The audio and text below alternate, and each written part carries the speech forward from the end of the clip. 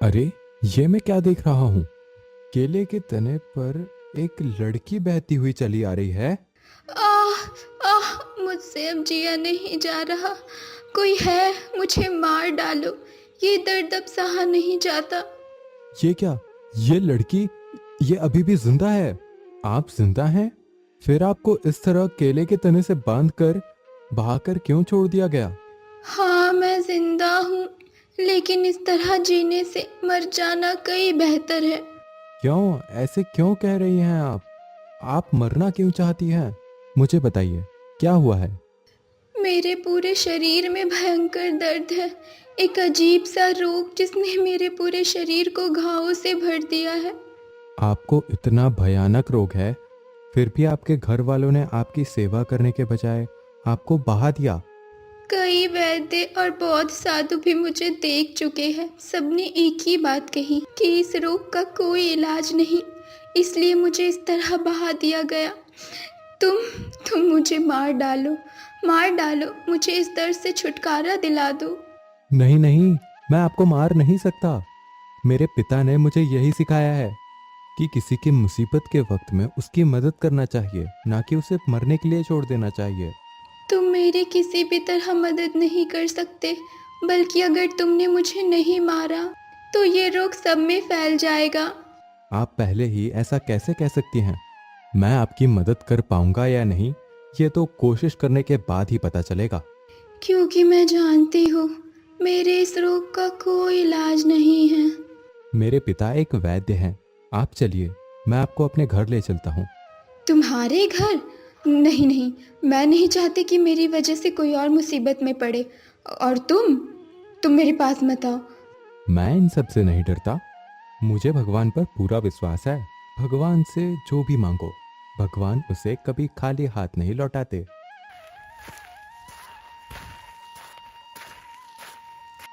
ये क्या? तुम्हारे शरीर पर तो राजसी वस्त्र हैं। हाँ, मैं रूपनगर की इकलौती राजकुमारी हूँ, लेकिन मेरे साथ जो हुआ वो बहुत भयानक है। अभी इतना सब बताने की जरूरत नहीं है। पहले आपको घर ले जाकर ठीक करते हैं, फिर आराम से सब कुछ जानेंगे।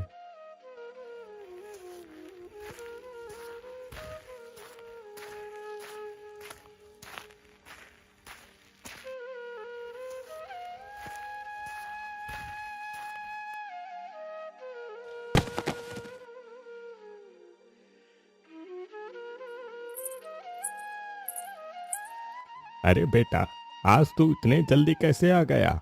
और ये लड़की कौन है? इस लड़की के वस्त्र देखकर तो लगता है ये किसी राज परिवार से संबंध रखती है। चाहे ये राज परिवार की हो या किसी साधारण परिवार की, सबसे पहले तुम पूरी बात बताओ बेटा। बाबा, मैं नदी पर पानी पीने गया था। तभी मैंने देखा ये लड़की एक केले के तने पर बहती हुई आ रही है। इसके पूरे शरीर में घाव जैसे भयानक निशान हैं, मानो कोई जानलेवा रोग इसे अंदर ही अंदर खा रहा हो। इसके घर वाले इस रोग का इलाज नहीं कर सके, इसलिए इसे इस तरह बहा दिया। क्या कह रहा है तू बेटा? इतने बीमार इंसान को कोई इस तरह कैसे बहा सकता है? हाँ बाबा, इसके साथ यही हुआ है। ये बार बार एक ही बात कह रही थी कि ये दर्द सहा नहीं जा रहा, और मुझसे इसे मार डालने की विनती कर रही थी। हम वैद्य हैं बेटा, हमारा धर्म है जीवन देना, किसी बीमार इंसान की जान लेना नहीं। ठहरो, मैं देखता हूं कि इसे क्या हुआ है। नहीं, मेरे पास मत आइए। अगर कुछ करना ही है तो मुझे मार दीजिए। चुप हो जाओ बेटी। क्या सिर्फ मरना चाहने से किसी की मृत्यु हो जाती है? पहले मुझे तुम्हें देखने दो। तुम्हें क्या हुआ है ये समझना जरूरी है। तुम बार बार मरने की बातें क्यों कर रही हो? अगर तुम्हें मारना ही होता तो मैं यहाँ पे तुम्हें क्यों लेकर आता? तुम्हें बचाने के लिए ही मेरा बेटा तुम्हें यहाँ लेकर आया है। और तुम समझ पा रही हो कि तुम्हें आखिर कौन सा रोग हुआ है? सर्वनाश, ये तो जन्मजात रोग है। इस रोग को ठीक करने का तरीका हर किसी को नहीं पता, और जो भी इसके संपर्क में रहेगा उसके शरीर में भी ये रोग फैल सकता है। तो आप क्या करोगे बाबा? क्या आपको इस रोग का कोई इलाज नहीं पता? क्या आप इसे ठीक नहीं कर पाएंगे? उपाय है बेटा, मैं इस रोग को ठीक कर सकता हूँ, लेकिन इसके लिए मणिमुखा पत्ते लाने होंगे। मैं तो रोज जंगल जाता हूँ बाबा, आप बस उसका नाम बता दीजिए, मैं हर हालत में उसे ढूंढ कर ले आऊंगा। नहीं बेटा, मणिमुखा पत्ते हर कोई नहीं ला सकता। सिर्फ वही लोग इसे ला सकते हैं जिनका भाग्य बहुत प्रबल होता है। और तो और इसे ठीक करने के लिए दिन रात सेवा और देखभाल भी करनी होगी। आप इसकी चिंता मत कीजिए बाबा, मैं उसे ढूंढकर जरूर लाऊंगा। शायद भगवान ने ये काम मेरे लिए ही रखा है। और रही बात सेवा की, तो माँ भी तो है और मैं भी। चिंता मत करो, पराई लड़की है तो क्या हुआ? अगर हमारी सेवा से ये ठीक हो जाए तो इससे बड़ा पुण्य और क्या होगा।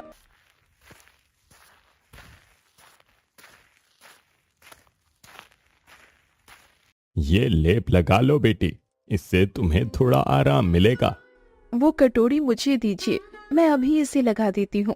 अच्छा, मैं अभी आया। मैं आपकी कुल्हाड़ी जंगल में ही भूल आया हूँ, उसे लेकर आता हूँ और उसी बहाने चारों तरफ ढूंढ भी लूंगा। शायद वहाँ मणिमुखा पत्ता मिल जाए। संभल कर जाना बेटा, और जितनी जल्दी हो सके घर लौट आना। लड़का जंगल में हर जगह उस जड़ी बूटी को ढूंढता है, घने पेड़ों के बीच, झाड़ियों के अंदर, हर कोने में तलाश करता है, लेकिन उसे कहीं भी वो दुर्लभ औषधि नहीं मिलती। सब जगह ढूंढ लिया, लेकिन कहीं भी वो औषधि नहीं मिली।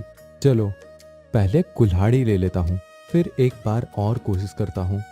अगर आज नहीं मिला तो फिर कल आऊंगा।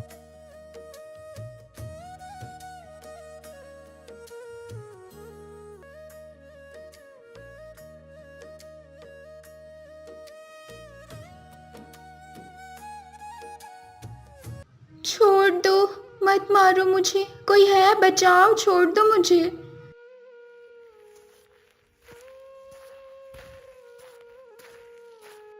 ये कैसी आवाज?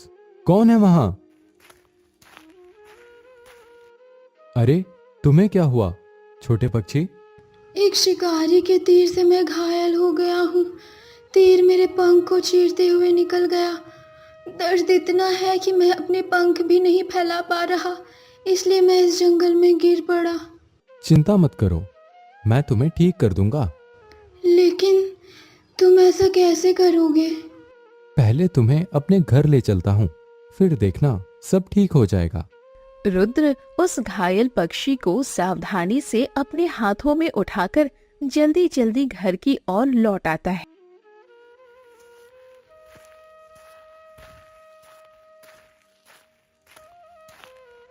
आ गया बेटा, मैं कब से तुम्हारा इंतजार कर रहा था। बताओ, क्या वो औषधि वाला पत्ता मिला? वो सब मैं बाद में बताऊंगा, पहले इस पक्षी को ठीक करना जरूरी है। ये पक्षी तुम्हें कहाँ मिला? और इसके पंख को देखकर तो लगता है कि इसे किसी शिकारी का तीर लगा है। जल्दी से इसे उस लड़की के पास लेटा दो, मैं अभी इसका उपचार करता हूँ। पक्षी को रखते समय पंछी की नजर उस राजकुमारी पर पड़ती है। यही तो वो राजकुमारी है जिसके लिए मैं इतनी दूर तक आया हूँ, लेकिन इसकी हालत तो अब भी वैसी ही है। जब तक ये ठीक नहीं हो जाती मैं इसके पास रहूंगा। अब बताओ बेटा, तुमने ठीक से ढूंढा था ना? हाँ बाबा, जाते समय मैंने हर जगह ढूंढा था, और जब कुल्हाड़ी लेने जा रहा था तब भी ढूंढने वाला था, लेकिन तभी इस पक्षी की हालत देखी, इसीलिए आगे नहीं ढूंढ पाया। कोई बात नहीं बेटा, आज अब और मत जाओ, कल सुबह जल्दी निकल जाना। भगवान चाहेंगे तो तुम्हें वो औषधि जरूर मिल जाएगी। तुम्हारी माँ बिल्कुल सही कह रही है बेटा, शाम हो रही है। आज के लिए जो लेप बनाया है उसी को लगाते रहो, कल सुबह जल्दी निकल जाना। रुद्र बेटा, तुम यहाँ थोड़ी देर बैठो, मैं घर का काम निपटा कर आती हूँ। ठीक है माँ, आप जाइए, मैं यहीं हूँ और आज पूरी रात बैठकर मैं ही देखभाल करूंगा। आपको जागने की कोई जरूरत नहीं है, आपकी उम्र भी हो गई है। क्या तुम कर पाओगे रुद्र बेटा? हाँ माँ, मैं कर लूंगा, मुझे करना ही होगा।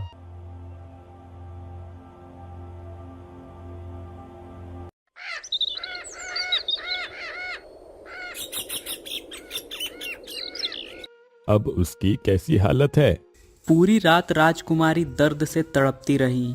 हर बीतते पल के साथ उसकी हालत और बिगड़ती जा रही थी और वह घायल पंछी अब बिल्कुल चुप सा हो गया था, मानो उसकी सांसें धीमी पड़ती जा रही हों। मैंने पहले ही कहा था, इस रोग की दवा बनाने के लिए एक विशेष लता चाहिए जो सिर्फ भाग्यशाली लोगों को ही मिलती है। मैंने बहुत कोशिश की लेकिन वो लता कहीं नहीं मिल पाई। अब मैं दवा कैसे बनाऊं?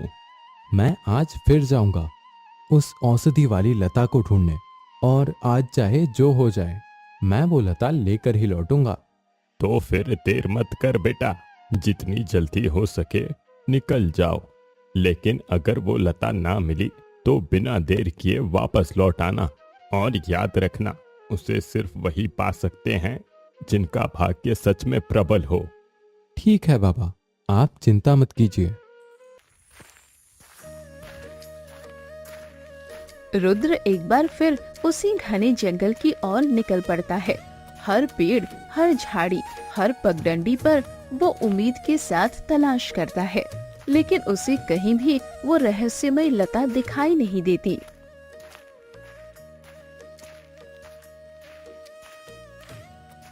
नहीं, इतना ढूंढने के बाद भी वो लता नहीं मिली। क्या मैं इतना भी भाग्यशाली नहीं हूं कि वो मेरे सामने आए?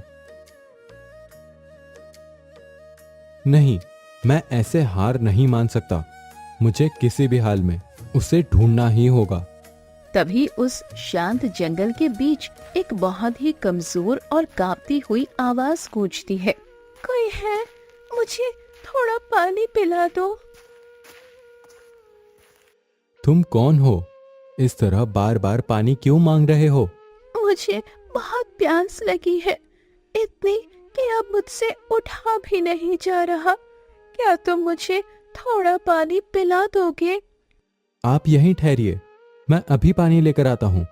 रुद्र बिना एक पल गवाए तेजी से पानी लेने जाता है और लौटकर उस लड़की को पानी ला कर देता है।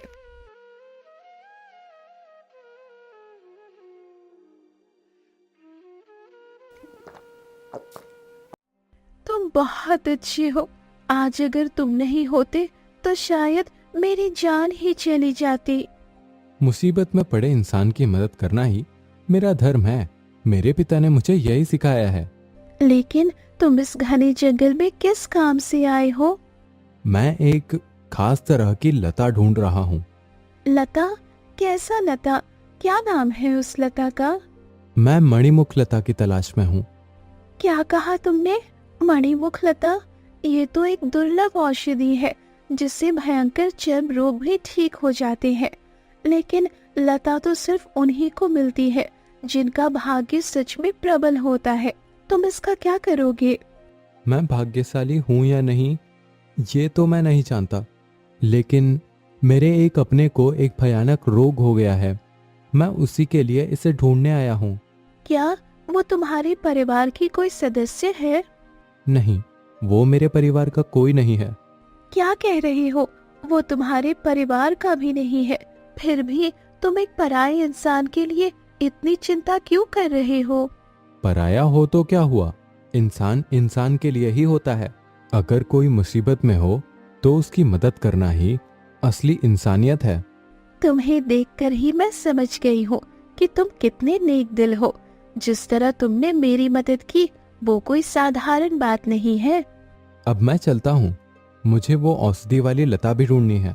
तुम्हारे इस अच्छे व्यवहार से मैं बहुत प्रसन्न हुई। मैं दूंगी, हाँ मैं दूंगी मणिमुख लता। तुम कैसे दोगे? तभी लड़की एक परी में बदल जाती है। मैं इस जंगल की दिव्य परी हूँ मैं तुम्हें औषधि की लता दूंगी। तुम परी हो? तो क्या अब तक मेरी परीक्षा ले रही थी? हाँ रुद्र, मैं तुम्हारी दया और सच्चाई की परीक्षा ले रही थी और तुम उस परीक्षा में सफल हो। लेकिन एक बात हमेशा याद रखना, जो लता मैं तुम्हें देने जा रही हूँ उसके बारे में किसी को भी मत बताना। अगर तुमने ऐसा किया तो ये औषधि अपना प्रभाव खो देगी। मैं वचन देता हूँ, मैं किसी को कुछ नहीं बताऊंगा। बस मुझे वो औषधि दे दीजिए। ये लो, ये रही तुम्हारी बड़ी मुखलता।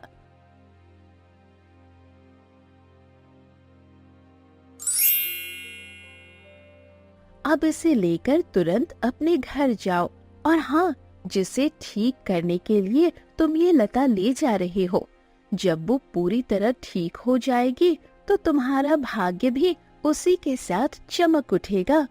अब जाओ। रुद्र उस दिव्य लता को लेकर तेजी से अपने घर की ओर लौट पड़ता है। आ गया बेटा, मैं कब से तुम्हारा इंतजार कर रहा था। हाँ बाबा, मैं ले आया और वो औषधि वाली लता भी ले आया हूँ। क्या तुम्हें सच में वो लता मिल गई? ये तो बहुत दुर्लभ है, सिर्फ भाग्यशाली लोगों को ही मिलती है। ये लीजिए बाबा।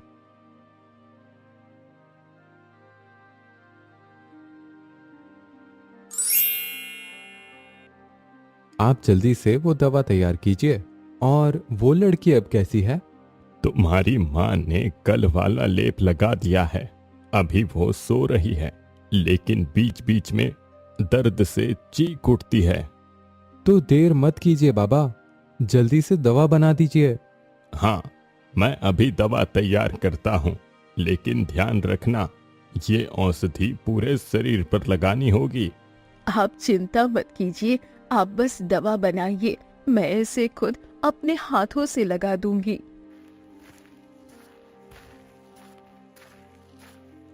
वैद्य जी उस दुर्लभ लता से औषधि तैयार करते हैं और रुद्र बड़े ध्यान और स्नेह से वो दवा राजकुमारी के पूरे शरीर पर लगाता है। कुछ ही समय बाद चमत्कार होने लगता है। राजकुमारी के घाव धीरे धीरे भरने लगते हैं और देखते ही देखते वो पूरी तरह स्वस्थ हो जाती है।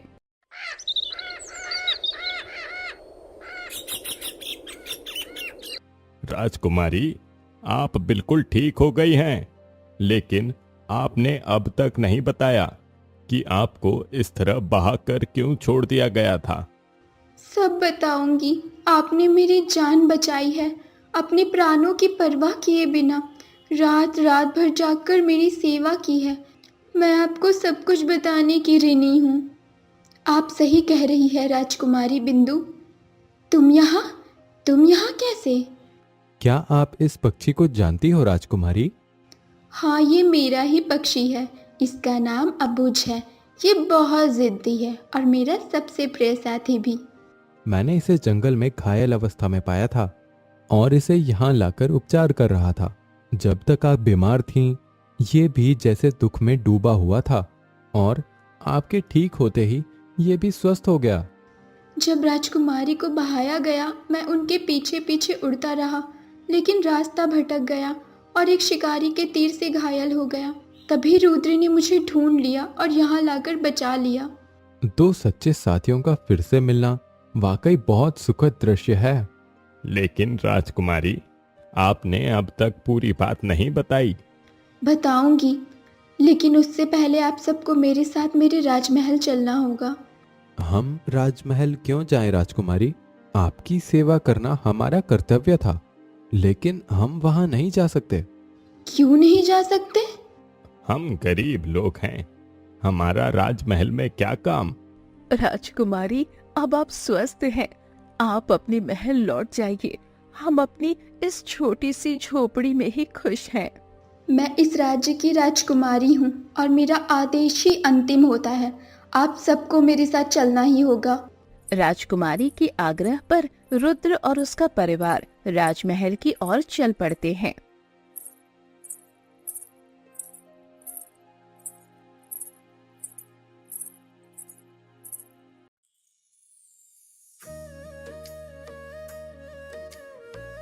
रानी तुम इस तरह मत रो। हमारे भाग्य में जो लिखा था वही हुआ। हमने कितने ही वैद्यों को बुलाया, लेकिन कोई भी हमारी बेटी को ठीक नहीं कर पाया। इसीलिए मजबूरी में हमें उसे बहाना पड़ा। जिस दिन से हमारी राजकुमारी बिंदु को बहाया गया, उस दिन से उसका प्यारा पक्षी भी कहीं दिखाई नहीं दिया। वो पक्षी हमारी बेटी को बहुत प्रिय था। मेरी इकलौती बेटी, राज्यवंश की इकलौती उत्तराधिकारी, और हम उसे भी सुरक्षित नहीं रख पाए। महाराज, अगर आसपास और अच्छे से खोज करवाई जाए तो शायद कोई सुराग मिल जाए। हमने पहरेदारों से हर जगह खोज करवाई है, नदियों, जंगलों, हर तरफ, लेकिन कोई भी ये नहीं बता पाया कि हमारी बेटी आखिर कहाँ चली गई। हे भगवान, क्या मैं अपनी बेटी को फिर कभी देख भी पाऊंगी? तभी अचानक महल के बाहर से एक पहरेदार दौड़ता हुआ आता है। महाराज, महाराज, कृपया जल्दी बाहर आइए। क्या हुआ प्रहरी? क्या राजकुमारी का कुछ पता चला? महाराज, राजकुमारी लौट आई हैं। क्या कहा तुमने? राजकुमारी लौट आई? हाँ रानी माँ, राजकुमारी पूरी तरह स्वस्थ होकर लौटी हैं और इस समय महल के द्वार पर आपका इंतजार कर रही हैं। महाराज, चलिए, जल्दी चलिए। आज इतने दिनों बाद मैं अपनी बेटी का चेहरा देख पाऊंगी।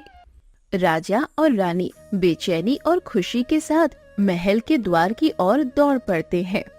आओ, आओ मेरी बेटी। बिंदु, तुम सच में लौट आई। कितने दिनों बाद आज तुम्हें अपनी आंखों से देख रही हूँ। हाँ माँ, मैं लौट आई हूँ और देखिए मेरा रोग अब पूरी तरह ठीक हो गया है। सच में मेरी बेटी, मेरी राजकुमारी तो बिल्कुल पहले जैसी हो गई है, स्वस्थ, सुंदर और सुरक्षित। आज मेरी राजकुमारी के स्वस्थ होकर लौटने की खुशी में मैं पूरे राज्य में भोज का आयोजन करूंगा। महाराज, मैं क्षमा चाहूंगा। मैं एक छोटी सी बात पूछना चाहता हूँ। राजकुमारी को इस हालत में बहाया क्यों गया था? आप लोग कौन हैं और यहाँ कैसे पहुँचे?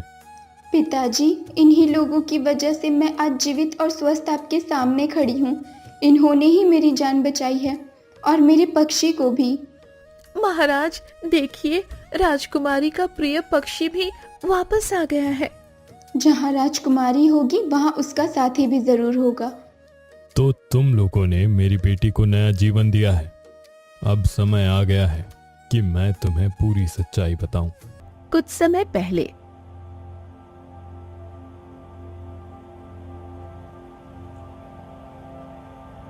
महाराज, राजकुमारी को एक भयानक काल चर्म रोग हो गया है। मैंने हर संभव प्रयास किया, लेकिन इसकी दवाई नहीं बना पा रहा। अगर तुम नहीं कर पा रहे तो किसी भी तरह, किसी से भी मेरी बेटी को ठीक करने का उपाय ढूंढो। मैंने हर जगह खोज करवाई, लेकिन कोई भी इस रोग की औषधि नहीं जानता। महाराज, क्या हमारी बेटी कभी ठीक नहीं हो पाएगी? रानी, तुम चिंता मत करो, मैं कोई ना कोई रास्ता जरूर निकालूंगा। महाराज, अब केवल एक ही उपाय बचा है। राजकुमारी को एक केले के तने पर बांधकर नदी में बहा दीजिए। अगर किसी योग्य वैद्य को वो मिल गई तो शायद उनका जीवन बच सके। ये तुम क्या कह रहे हो? मैं अपनी इकलौती बेटी को इस हालत में बहा दूं? और अगर उसे कोई ना मिला तो वो नदी में बहते बहते अपनी अंतिम सांसें लेगी। नहीं तो अगर उन्हें नहीं बहाया गया तो ये रोग पूरे राज्य में फैल जाएगा। हे भगवान, ये कैसी परीक्षा ले रहा है तू? एक तरफ मेरी प्रजा और दूसरी तरफ मेरी अपनी इकलौती बेटी। नहीं महाराज, मेरी बेटी को मुझसे दूर मत कीजिए। मैं उसके बिना जी नहीं पाऊंगी। रानी, अपने दिल को मजबूत करो। हम अपने स्वार्थ के लिए पूरे राज्य को खतरे में नहीं डाल सकते। महाराज, भगवान पर विश्वास रखिए, सब कुछ ठीक हो जाएगा। मंत्री, राजकुमारी को बहाने की व्यवस्था करो। जी महाराज, मैं सभी व्यवस्था करता हूँ। न चाहते हुए भी उस दिन हमें राजकुमारी को बहाना पड़ा। महाराज, मैं समझ सकता हूँ। अगर आपने उस समय राजकुमारी को ना बहाया होता तो राजकुमारी आज आपके पास ना होती। राज्य वैद्य ने बोला था कि राजकुमारी को बचाने का और कोई उपाय नहीं है। केले के तने से बांधकर पानी में बहाना होगा। कोई योग्य वैद्य देखेगा तो वो उसे बचा सकता है। भगवान का भरोसा करके और राज्य वैद्य की बात मानकर हमने अपनी बेटी को पानी में बहा दिया। अब परेशान नहीं हो रानी माँ, भगवान ने राजकुमारी को वापस भेज दिया। मेरे प्रिय पक्षी, तुमने भी तो कम कष्ट नहीं सहा। राजकुमारी बिंदु, तुम्हारे बिना मेरा मन बिल्कुल नहीं लगता। तुमको मैं ऐसे कैसे छोड़ सकता था। ये पंछी कितना प्यारा है, जितना प्यारा है उतनी प्यारी इसकी आवाज है। अगर हम लोगों ने अपने आँख से नहीं देखा होता तो विश्वास भी नहीं कर पाते कि एक पक्षी भी इतना प्यारा हो सकता है। वैद्य जी, आपका बहुत बहुत धन्यवाद। बताइए बताइए, आपको क्या चाहिए। मैं एक साधारण वैद्य हूँ। मनुष्य को ठीक करना मेरा काम है। धन्यवाद देकर छोटा ना कीजिए महाराज। मेरे पिताजी कहते हैं, जो इंसान किसी मनुष्य के मुसीबत में काम आए वही असली मनुष्य है। सही बोल रहे हो तुम। राजकुमारी को स्वस्थ करके आपके पास ले आए हैं और राजकुमारी जिद भी कर रही थी, इसीलिए हम लोगों को भी आना पड़ा। जिसने मेरी इकलौती संतान को नया जीवन दिया है, उसे मैं खाली हाथ कैसे जाने दे सकता हूँ। महाराज, किसी की जान बचाने के बदले कुछ लेना हम अपना धर्म नहीं मानते।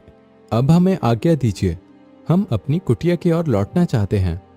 कहाँ जाओगे तुम लोग? अब तुम कहीं नहीं जाओगे। राजकुमारी, हम अपने छोटे से घर में ही खुश हैं। हम वहीं लौटना चाहते हैं। कुटिया में क्यों जाओगे? पिताजी, मैं चाहती हूँ कि वैद्य जी, रुद्र और उनकी माता हमारे साथ महल में ही रहे। बहुत अच्छा प्रस्ताव है, मुझे इसमें कोई आपत्ति नहीं। लेकिन मुझे आपत्ति है महाराज। हम किसी का उपकार करके उसके आश्रित नहीं रह सकते। राजकुमारी बिंदु, रुद्र सच्चा इंसान है। वो किसी के अधीन रहना नहीं चाहेगा, तो मैं उसे कैसे रोकूं? पाखी, कुछ ऐसा कहो जिससे वो मना ही ना कर सके। ठीक है, देखते हैं क्या किया जा सकता है। राजकुमारी, क्या तुम कुछ कहना चाहती हो? हाँ पिताजी, जब मुझे बहा दिया गया था तब इन्हीं लोगों ने मुझे सहारा दिया। रुद्र ने दिन रात जागकर मेरी सेवा की और मुझे नया जीवन दिया। मैं इन्हें अपने जीवन से दूर नहीं करना चाहती। मैंने रुद्र में साहस, सच्चाई और एक सुंदर हृदय देखा है। अगर आप अनुमति दें तो मैं रुद्र से विवाह करना चाहती हूँ। बाबा, अगर आप कहे तो। राजकुमारी, मैं भी यही सोच रहा था, लेकिन कह नहीं पा रहा था।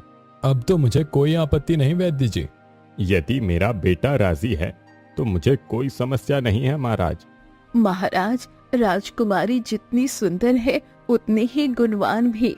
अगर वो मेरी बहू बने तो इससे बड़ा सौभाग्य हमारे लिए क्या होगा। रुद्र, तुम चुप क्यों हो? तुम बताओ, क्या तुम मुझसे विवाह के लिए तैयार हो? मैं एक साधारण गरीब घर का लड़का हूँ। क्या आप मुझे सच में स्वीकार करेंगी राजकुमारी? जो इंसान अपने बारे में सोचे बिना मेरे लिए इतना कुछ कर सकता है, उसके लिए मैं सब कुछ कर सकती हूँ। तो मैं इस विवाह के लिए तैयार हूँ। मंत्री, तुरंत विवाह की सारी तैयारियां शुरू करो और पूरे राज्य में घोषणा कर दो कि राजकुमारी का विवाह होने जा रहा है। जैसा आपका आदेश महाराज। कुछ ही दिनों में पूरा राज्य उत्सव में डूब जाता है। रुद्र और राजकुमारी बिंदु का विवाह धूमधाम से संपन्न होता है। एक गरीब लेकिन सच्चे दिल वाले युवक का भाग्य अब सच में चमक उठता है।